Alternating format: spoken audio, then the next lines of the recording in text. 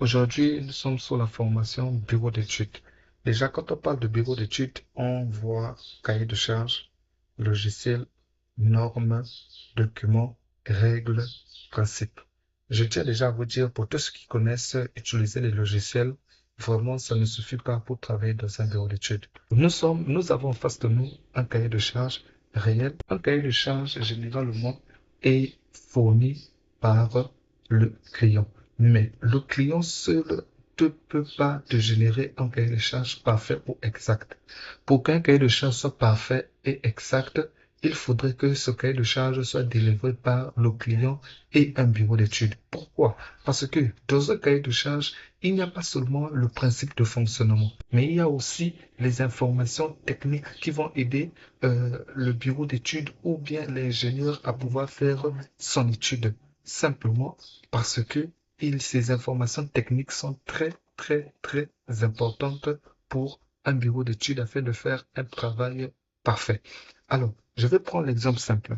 Vous voyez un peu, là, on nous parle de la norme et les contraintes techniques. Donc, dans ce cahier de charge, on nous donne déjà la nature des conducteurs qu'on doit utiliser. On nous parle de la réservation qu'on doit mettre sur notre armoire électrique. Vous voyez un peu.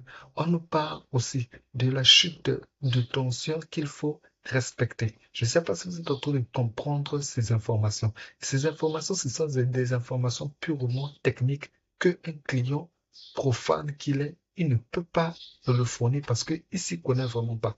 Donc, il y a pas mal d'informations techniques qui ont été délivrées et ça, ce n'est pas le client qui peut le donner. C'est juste le bureau d'études qui peut le faire. Vous voyez un peu ce que je suis en train de dire.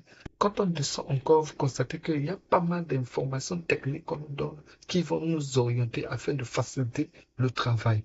Je vais prendre un cahier de charge afin que vous regardez. On demande le cahier de charge de ce projet.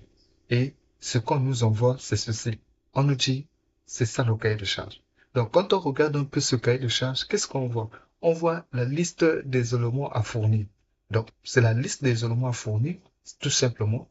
Volume mécanique, volume plomberie, volume électricité, courant fort, courant faible, ainsi que c'est tout. Document livrable, note de calcul. Tu vois même ce qu'il dit. Il dit note de calcul justificative pour chaque dimensionnement de fluide et de puissance électrique. Euh, Est-ce qu'ils sont sérieux là? Il donne un document comme ceci, comme vous-même vous êtes en train de voir. Rien d'information technique.